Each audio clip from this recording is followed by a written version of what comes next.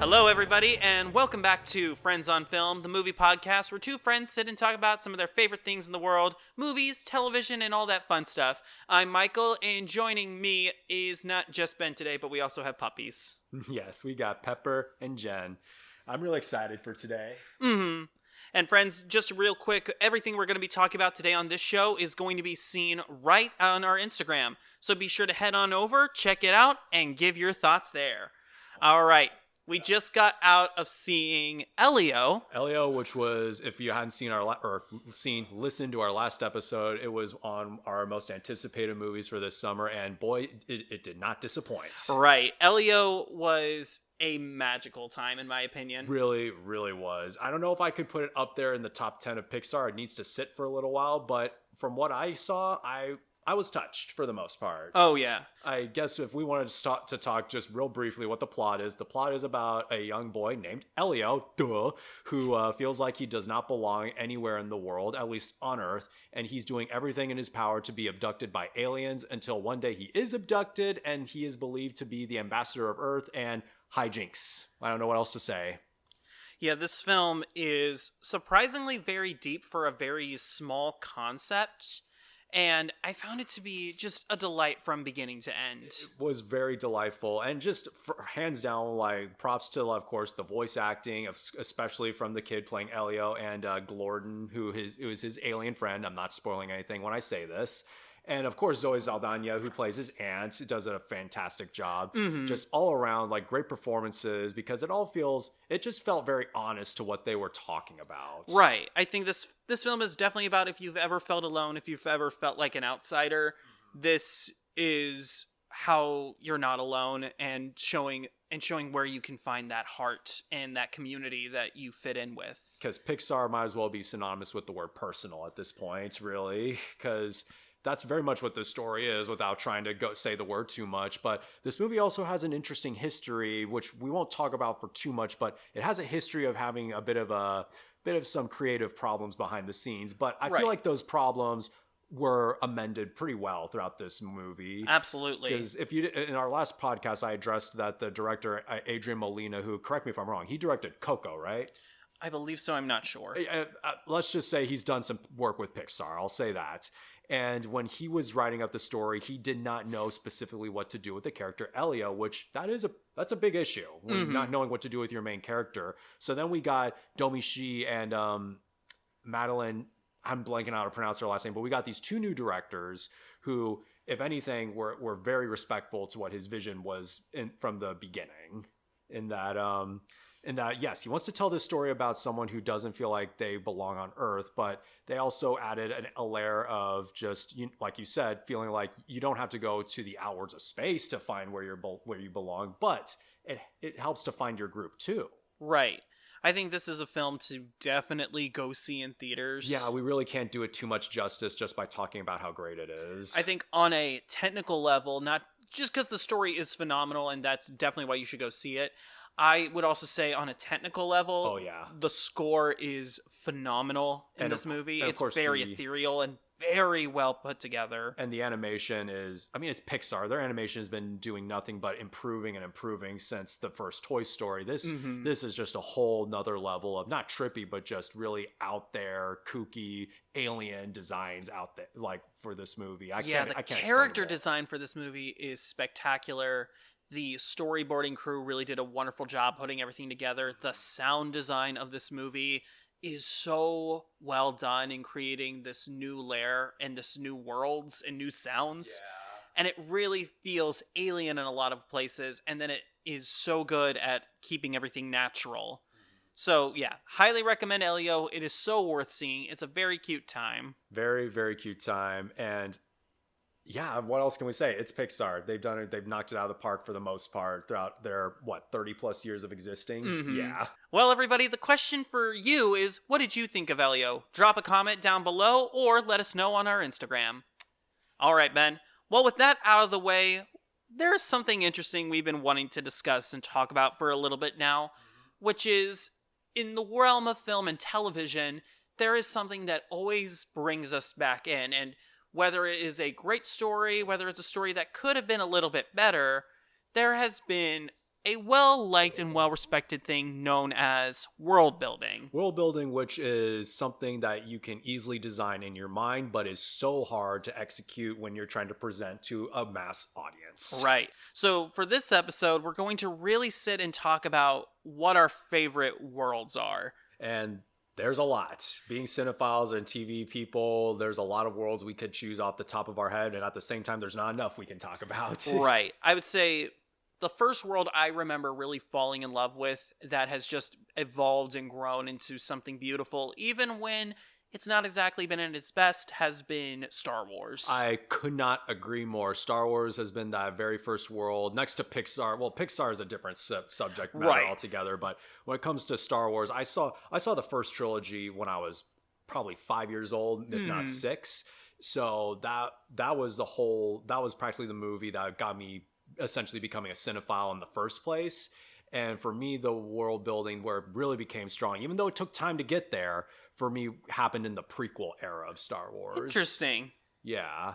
Not to say that the original trilogy's world building was not good. In fact, the world building's great. That's, like I said, it's what got me involved with movies in the first place. But I don't know, there's just something I like to keep coming back to when it comes to the prequel era. What's your take? I would say for Star Wars, just when you get to A New Hope and the way they set it up in the first 30 seconds of the movie, you get the shots of the two ships. Yes. One is the small light thing getting chased down by this giant dark thing. And then you see a planet below them, this desert planet. You jump inside and it's two robots and who are going to be our point of view characters for the first half of the film. You get this sense that there is a larger world beyond these ships and beyond this planet. And then when we get down to Tatooine, even when we're seeing this new culture with the Tusken Raiders, and then we go to these Jawas that are scavengers, and then you go to a bar with other alien creatures from all over the galaxy. Just in the first movie alone, even though you don't go to too many locations, there's 2, technically 3 planets in it, and then a battle station. But what they do in this 2-hour film is they set up that what George Lucas set up was there's this whole galaxy to explore and to visit. And I think that for me, just the first movie alone does such a great job. Then you get into Empire. Yes. And they keep expanding it. And as you said, the prequels just got to play with this in such a huge way, especially with Coruscant for the first time. When you see the amount of different alien races and creatures going on there. Exactly. But also what that first movie does very well is, even though it is very much like it is a space opera, some people could argue, oh, so it's set in the future. Well, let's not say set in the future, because it does say in the beginning a long time ago. But it also doesn't make everything look like the Jetsons or something to that capacity. It's all got this very grungy Western kind of aesthetic to it, which helped make it not stand out, but make it look a little more unique. The prequels do fall into this criticism of, oh, everything's so clean and pristine, blah, blah, blah.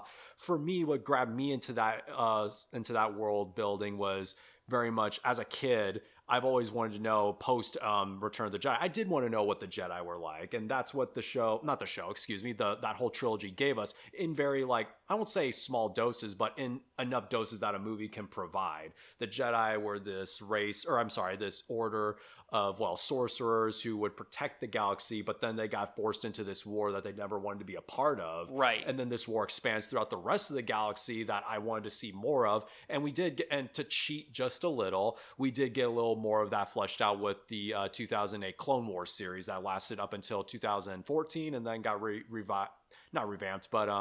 for its final season in 2020. That's what really hooked me into the world. And it also changed my perspective of the Jedi too, as an adult. So that really says something for that era, especially an era that was very divisive amongst its fans. What I think is so impressive also about Star Wars, George Lucas took everything that he loved, Kurosawa films, war films, Westerns, and he combined them all in a fantasy world with a sci-fi skin, which I think is the best way to describe it. And in the process, he took a lot of these things that sparked his imagination and combined it together in this new realm and world. And I think by doing that, he really showed everybody just how interesting the worlds that they create are. And not only did he just borrow from like other like films that he was inspired by, he also borrowed from just overall stories, like not just fairy tales, but even freaking like Greek mythology, and even not to get political, but political backgrounds too. But that's what helps make this world. That's what really engulfs you when there's more than just, oh, here's a world with floating cars and there's a weird creature that makes a weird sound. No, he makes you feel like this world is tangible, like you can actually travel out to this world, which I every now and then like to travel into in video games, but right. And I think not just in this entire galaxy, but then even the planets have interesting stories and history behind them, like Coruscant and the lower levels. Yes. Like, we don't know what's beyond level 1,000, where the sunlight never hits. Exactly. And so just by that alone, that gets the imagination going, and what gets everyone's heart pumping, it makes Star Wars feel like the biggest story that's ever been told. A big story that's ever been told with all these amazing characters, which if we were talking about great characters, this would be a longer video. But in terms of our world, yes, this is something that I always like to turn back to. I always like to find new things that I may have missed or didn't think about even as a kid, or even, like I said, reevaluate. When it comes to the sequel trilogy, here's what I will say. I do like that they try to do what the prequels did and add just a couple new planets. My issue is we didn't get enough time really getting to know these planets, sadly. Right. It didn't feel for a lot of the sequel trilogy, as much as I actually do enjoy it, a lot of the problem with the world building is it felt like we were retreading a lot of things we already knew.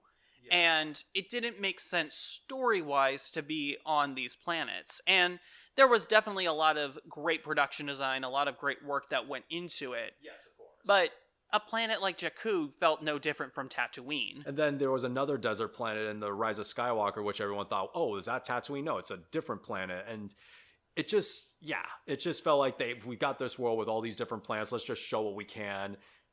Now, to be fair, there was other forces at heart driving the story and everything, but we don't need to get into that kind of discussion. Right. But the bottom line is what Lucas established in both his original and prequel trilogy, and even to some capacity, some of the spinoff series, he really knew how to engulf us, the audience, and make us believe like this was a world we could visit. And to be fair, I mean, he was also, once the prequels came out, he was inspired by other movies within that modern era. Like, I guess, what was that movie Luc Besson did around that time? The Fifth Element. Yeah, that was probably, the Fifth Element's world was probably the blueprint for that, for Coruscant. So props to Besson for giving us stuff like that. And just all around, it was really cool just seeing so many different alien races and how they function within the grand scheme of this galaxy that is at war, but still it's awesome to see. Right. I think if you look at the way Star Wars has evolved from time, it becomes more reminiscent of probably one of the best worlds that was ever built, and that was the world of Middle Earth in Lord of the Rings. That is another great world to talk about. I need to get back to rewatching that trilogy. Is that what we're going to talk about next then, Lord of the Rings? Yeah, I think because it's important to show that Tolkien was working on this for years. Like, I think he spent 10 or 15 years developing this world and of Middle Earth, which he said is in Earth, but it's more like a middle of Earth that we all couldn't get to. Yeah. The way that he wrote it was that he was contacted or met with a dwarf, and this dwarf told him all about Middle Earth, and he was gathering information. And Tolkien then spent that time developing languages, developing all this stuff. And he said himself, it's just because he's detailed like that. Yeah. But it took him years and years to build the world, and then he crafted the original Lord of the Rings and The Hobbit around that world. Exactly. And then I believe, and this is more of a story thing, I believe when he was writing that first Fellowship of the Ring book, he was struggling to get his footing in terms of how the story was going to be paced out. But then I believe once we hit Rivendell, that's when he figured out what he was going to do from that point forward. Because to be fair, in that first story, we do get the establishment of, well, the Fellowship of the Ring. And this is where Peter Jackson and the crew on the trilogy really deserve all their flowers, because they had to take this rich, deeply complex world that had only been seen in words and occasional images. And to be fair, animation, if we want to credit Ralph Bakshi. Right. And I should not discredit Ralph Bakshi and how he created and crafted the world through animation. Yeah. but the way he crafted this story to become even more interesting. Yes. And he had to make it very, very real. Very, very real, and just overall make you feel like this was a world like with Star Wars. Oh, someone's getting the grumbles. Chill. Instead of just making you feel like, oh, this is a cool looking world, this is a world that he wants you to believe you can engulf yourself in, which is the whole point of world building. You want to feel like you can come back here as much as you possibly can. And on top of that, just in terms of scope, Jackson really nailed scope and how this world is affected by this big war, kind of like what we were talking about with Star Wars. He makes the conflicts and the world feel so real to the point where you feel like you can almost join these battles. Right. And I think that's what makes the work on Lord of the Rings so impressive, is building up what had just been seen in animation at that point. Yes. And in very abstract animation, how do you make that feel very believable? And that was required by shooting in New Zealand to get that fantasy-esque setting, but then really spending that time with the CG artists and practical effects to build these creatures. It really makes you just throw your hands up and go, I don't know how they did that. Or how did they manage all of that, shooting these movies back to back in this way? Well, I can definitely say it was probably a very stressful task. I do not envy the situation he was in, but I wholeheartedly applaud Peter Jackson for what he accomplished all the way through. And even with the odds against him about saying, oh, this is unfilmable, because I'll bring up the animated version one more time. Yes, that movie is not well received, but I still recommend watching it. But on top of that, he also had producers telling him, oh, we should only do 2 movies. But then one producer came out and said, well, if this is 3 books, this needs to be 3 movies. Mm-hmm. And really that would have been a huge disservice, only condensing the world as much as possible when you should be expanding upon it with all the right time that you need. And yes, these are 3-hour movies, but as we've been saying, they've done such a great job making you feel like this world is real, like you can be a part of this. You could see yourself as anything. Like I personally see myself as a hobbit majority of the time, or you could see yourself as a dwarf if you do a lot of hard handiwork and drinking, or you can see yourself as an elf if you do a lot of prayer. You can see yourself as a ranger if you do like a lot of scrounging around and everything. Like you can imagine yourself as these people. Mm-hmm. That's just how powerful the world of Middle Earth is with Tolkien. Right. And Tolkien's work on Lord of the Rings is some of the most powerful, beautiful imagery that I think has ever been crafted just in literature. Mm-hmm. And then to bring that to film, that's why they won, I think, almost every Oscar for production design, because how could you not? It's kind of baffling to me, and I don't mean to nerd out, but it's really baffling that Return of the King, of all the awards it didn't get a nomination for, cinematography. Right. That's baffling to me, but that's just me. I would say, though, there are some worlds in movies that maybe I wasn't a big fan of, but I was very intrigued and made me wish that there was another film that I could see. Mm-hmm. And I did not mention this one to you earlier. The world of After Earth. The M. Night Shyamalan, Will Smith, Jaden Smith film. The movie that put Shyamalan in director's jail for a little bit of time. Just a little. I would say the film has a lot of problems. I'm not going to pretend it doesn't. But the world that is crafted, and it's because Will Smith, before Shyamalan was brought on, really wanted to spend that time because there was plans to do a massive series with this. And to their credit, they spent a lot of time crafting and building this world and this prologue and this story. I hear you. For Jaden and Will Smith's characters to navigate and go around. Okay. And also, there is some insane effects work done in this movie. The work on the birds that is reminiscent of a real life bird, but is definitely a extraterrestrial creature. Gotcha. Like, there is some truly impressive world building going on. And unfortunately, the story around it doesn't make it all that interesting. But when you sit back and look, you're going, man, this could be great. It also, I mean, I haven't seen After Earth since I first saw it, which was way back when it came out. But it also just doesn't help that the performances, and I don't know if this is a Shyamalan thing, because this was very much a Will Smith story. So Smith probably imbued himself with the character, and he passed that kind of note with his son Jaden. So it really doesn't help that the performances don't lend themselves to really make you believe that this world, not that it isn't real or anything, but they don't hold your investment enough for this movie, sadly, at least for me. Right. And there she goes. Yeah. In terms of other worlds that I really like in the realm of animation, I really, really love, I guess if we're jumping around a little bit, I really love the world that was built up in Avatar: The Last Airbender. Oh my gosh, yes. If you want to talk diverse worlds, Tolkien did a great job creating just this epic world full of different creatures. And so did Lucas with his Star Wars universe. But The Last Airbender did such a great job of creating a world with just so many interesting people and philosophies, as well as just, and creatures as well. But getting you to learn just how not the world works overall, but how these kind of nations come together almost as one, essentially. Right. Because they're all polar opposites to some capacity. So for those who don't know, The Last Airbender, in the world of The Last Airbender at least, revolves around a world of people who can manipulate the 4 basic elements. Those elements being air, water, fire, and earth.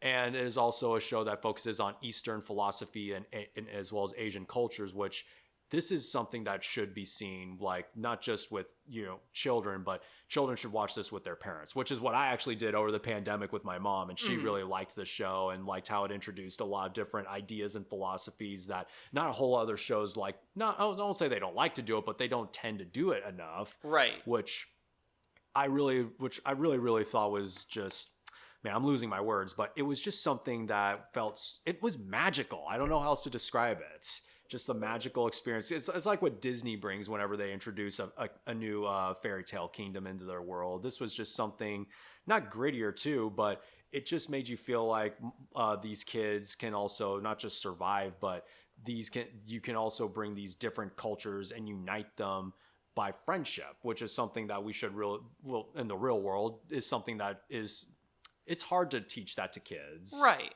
I would also say that another thing that I really admire is the creatures and designs of each animal.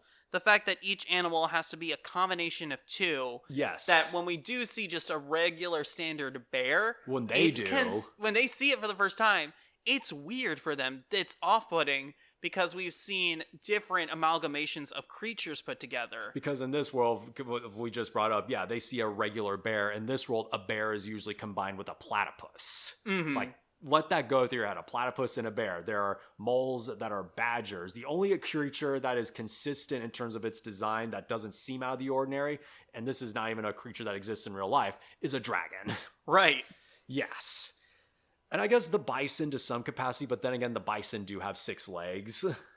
Yeah. Yeah, I think Avatar really does a great job, not just within its creatures, though, and that it also does a great job with the ecosystems it creates for each world. That's what I wanted to touch upon, too. But yeah, as you were saying, the ecosystem, I think specifically also the swamp. That was an episode where people, it's kind of one of those looks can be deceiving episodes, but it's also an episode that makes you realize if you take a second to just look around you and not just admire but listen, the swamp is more than just a swamp. It is the heart of something much bigger in the grand scheme of things. Right. You feel that within the ice of both the north and the southern tribes. Yeah. You feel that in the Fire Nation, with its volcanoes and mountains. And then with the Earth Kingdom is where it gets just a little, I won't say bland, but it gets a little too standard, because you do see cities that are made of stone for the most part. But to be fair, they have their own government setup that makes you realize, oh wow, there's a lot of layers to this whole system. Right, they get into the political aspects, and all of this is all around following Aang the Avatar, who has been gone for 100 years, and so now he's rediscovering this world that he thought he knew, which gives it this rich history that you just want to deep dive into. Exactly. So I really love The Last Airbender for what it tries to provide for children and with its philosophies, because they also tackle upon Aang. Okay, for those who don't, mild spoilers, Aang, the Avatar, visits a guru who teaches him how to take control of his master Avatar state, which involves the idea of chakras. Now, chakras, to me, are still a very abstract, out there idea, but the fact that they not condensed it, but simplified it enough to where you can almost see yourself learning these kind of steps. It's almost like, I guess, going back to Star Wars, it was almost like feeling like you could learn the Force to some capacity if you open up certain areas of yourself, of your inner self, to these like beliefs of, okay, this is grief and this is what you need to deal with. This is happiness. This is sadness. This is all stuff we live with, but it's up to us to manage and balance that out. Yeah, that's another layer of world building that, when done well, it makes the world feel all the more believable, since in our own real world we have a lot of spiritual beliefs and connections. Yes. When you create the world of The Last Airbender, it does such a phenomenal job with just, here's how society works, here's the political intrigue, now here's the spiritual side that also connects back into everything they're all doing. Exactly. And it gives it all that connection that it doesn't feel overwhelming, but you can feel that connection no matter where you go in this world. Yes. And then we've got a show, not to go too far into this, but then we get The Legend of Korra, which, to be fair, it does a great job expanding upon these ideas, but it does fall into the overkill category, especially in season 4, which I'm not going to talk about on here, but I will say, still check out The Legend of Korra. Just be warned with season 4. There are some areas where it feels like it's not, they added another anime in there. Right. What I will give Korra this, though, the way that it shows how people became more connected. Yes. And then they really do a great job of making the Fire Nation, who were the villains of the first series, yes. They're now the most peaceful. They are the negotiators of everything. They're the mediators in this world. Exactly. And then we see the Water Tribe, who were known as healers. In the first season, at least, it's the main villains of the show. Yes. And you're sitting there going, how are they doing this? This is such great world building and intrigue and history going on. And just in the way they interconnect the worlds. It's such a...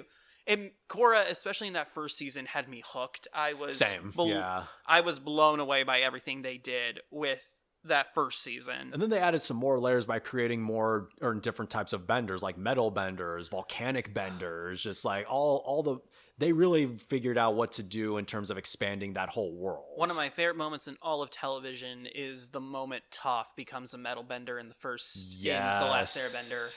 It is a moment that just makes you want to cheer. It's such a...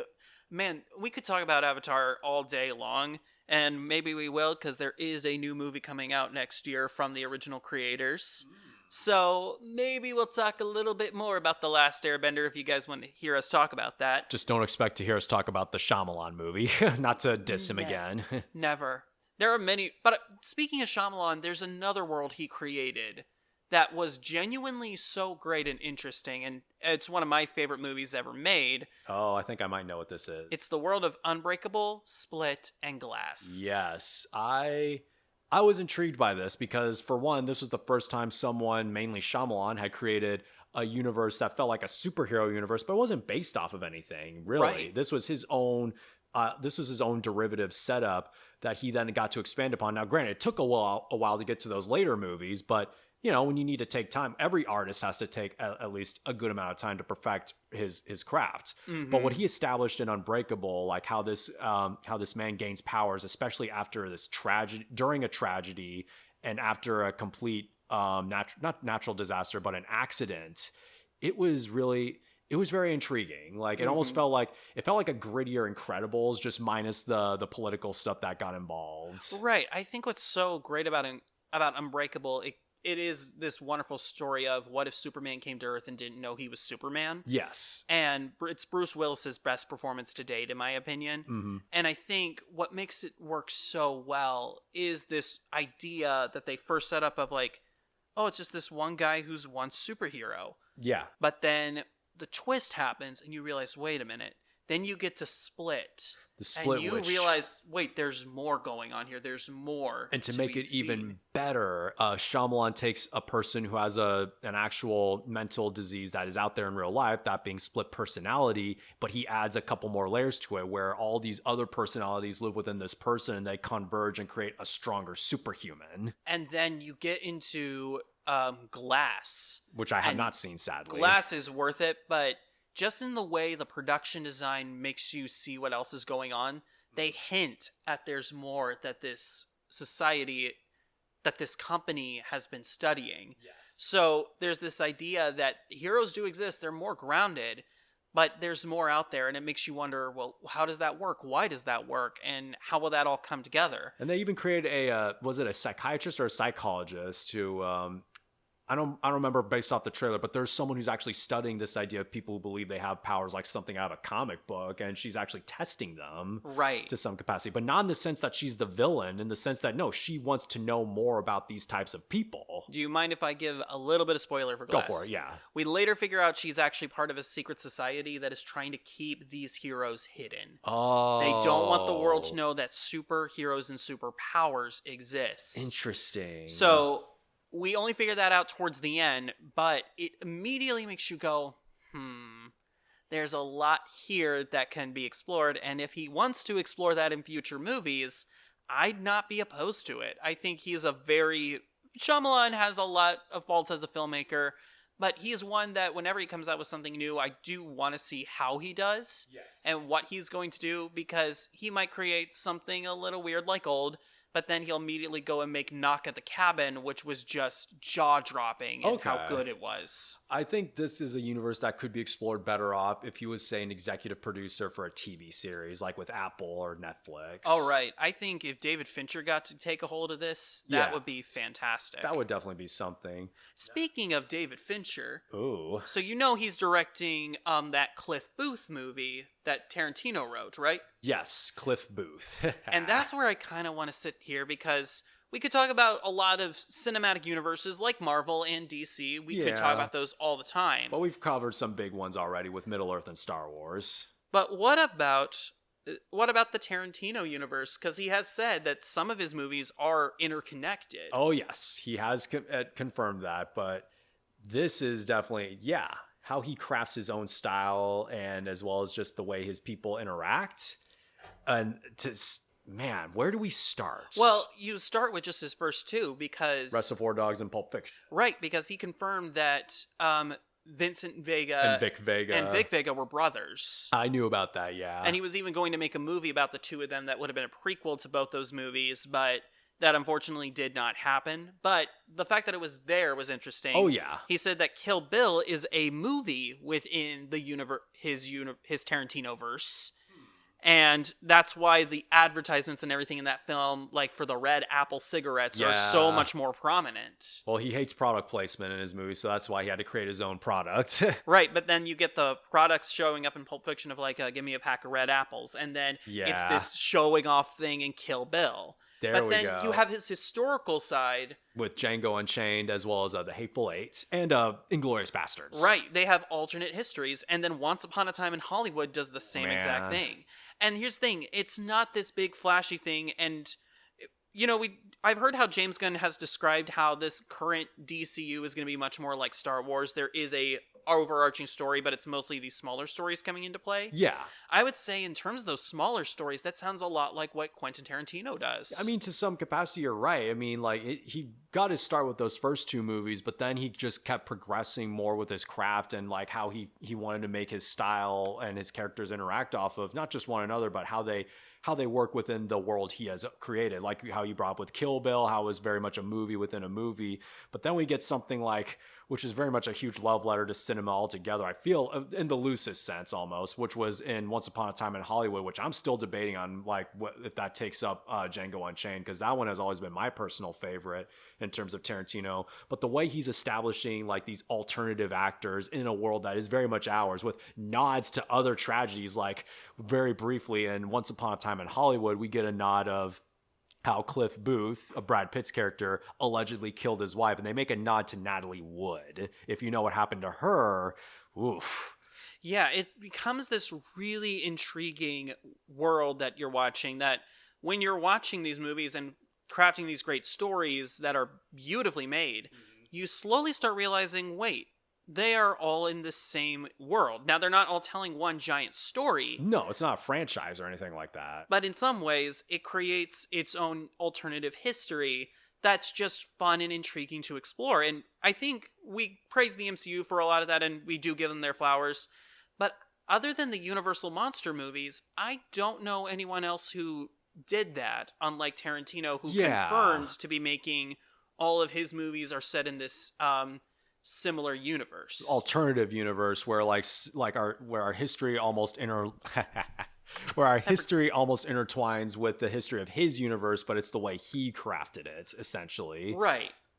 But Now, speaking of I guess we have historical fiction. Now we've got some nonfiction in here. I would like to talk just a little bit about another filmmaker who I'd say is somewhat close to Tarantino in that regard, but he's not doing exactly what he does, and that would be Martin Scorsese. Oh, okay. Martin Scorsese has been that director. Well, first of all, I learned he was a director. I was telling Michael about this earlier. I learned Martin Scorsese was a director when I saw the trailer to Hugo and I saw his name attached to the movie, and I leaned over to my mom at the time and I said, I think I asked her, wait, the pufferfish from Shark Tale directed a movie? I was, I think, maybe 15 and I hadn't seen a Scorsese movie yet. And then eventually I saw over the summer, I saw his movie, which is one of my all-time favorites, Taxi Driver, which is a movie that talks about not the psyche and inner workings of the human mind, but what happens when someone allows his past to not only take control of him, but let him consume himself in what could be either PTSD, depression. It could be interpreted as anything. And that was already a movie that knocked my socks off. And then I saw he made other movies that were mainly mob movies, which you could almost argue, oh, come on, it's so easy to make a mob movie with the gangsters and how they speak and the violence and everything. But the way he crafts how these mobsters worked, especially in movies like, say, Goodfellas, that has always been so intriguing. Like it's like he literally became those people, or he hired people to become those people, which was what the whole purpose of an actor. He really did his homework with that whole world of the mob and how everything works. And it is one of those movies that requires many viewings. I've seen Goodfellas maybe at least 30 plus times. And then movies like Casino, where we learn more about the casino underworld, and then Gangs of New York, and then freaking the Departed, where we see the corrupt side of the police, and as well as like how the police try to get inside the mob. It is so intricate and is so not... it can be distasteful in the best ways because this is the world of the mob. I think that where he really peaked, though, and I haven't seen a whole lot of his newer stuff, he really peaked with this whole like showing off this particular world with The Wolf of Wall Street, where he showed the stock market and how sleazy that can be. But that's always what he's great at. He's good at showing just how this world operated, how it makes you feel, and how it made that person feel. I hope I'm not, not hope, but I'm probably not doing it a true service, but I truly like stress watching at least one of his movies, and it doesn't even have to be one of the mob movies. You could even watch some of the stuff like his historical movies, like The Aviator for that matter, or even or what's another one he did? This was a flop. The King of Comedy. That's another one. Well, I don't think that was a historical movie, but that was one of those movies that he just made just because he could, and it didn't work. But regardless, whenever I see a Scorsese movie and how he crafts his world in a world that's either similar to ours or it's a world that's just historical fiction, he just has these very intricate layers, almost like Wes Anderson, but dialed up to 10 in the sense that he has to have these people doing something. Right. Yeah, something, whether it be something disgusting or something where someone's doing the right thing. It really runs the gambit. I don't recommend starting your Scorsese watch with something like, say, Taxi Driver. Actually, if anything, probably start with Hugo, because that's another movie that establishes a world similar to ours, but it's also a love letter to cinema in the same way Once Upon a Time in Hollywood was a bit of a love letter to cinema as well, because that's one thing Quentin Tarantino and Scorsese really do have in common. They've got many things in common. They like establishing the world of violence, they like establishing the world of like how people interact off one another and how we talk, because there's every now and then scripts out there where we read something and we may say something like, oh, that's not how people talk, but these directors know how to nail that. But on top of that, of course, just their overall love of cinema. Right. I think you touched on something about how well Martin Scorsese crafts a world within our own world, and that's some difficult world building to do and it's a world that not a lot of people like to look at, for one. But at the same time, once we're done, we almost want to be a part of that. Like when I saw Goodfellas, I almost, not that I want to do this now, but I almost wish I was a gangster at one point in time.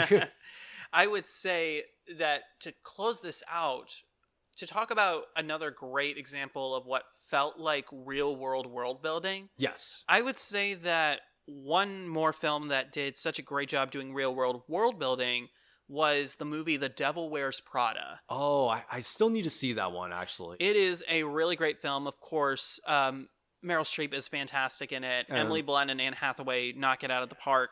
But the way it portrays the fashion industry, this industry we think we know, that we've seen snippets of, and the way that they make it work, the way that they make you think it works. Exactly. The intrigue, the deception, the having to climb the ladder and having to backstab one another, it's all just phenomenally done in a way that's just really terrifying, but it's like, this feels like the real world, and it's done in such a cool way.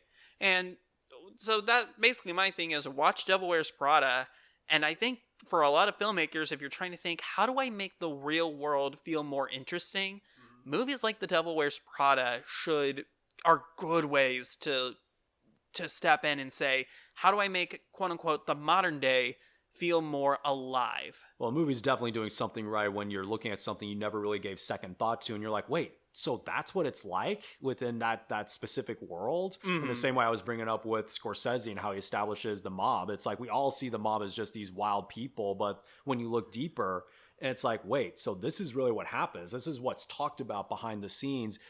It's doing something right. And it's not just so much about like what is presented. It's all about like it's all about understanding how these people work and how the audience can relate to them. Right. Well, friends, the question is for you. What are your favorite movie worlds that have been crafted? What are some worlds that you love that maybe weren't exactly from the best of movies, but you want to see more of this world and maybe told with better stories, or just your favorite worlds in general? Go ahead and leave a comment below or head on over to our Instagram. We'll see y'all in the next episode. Bye. So long, y'all.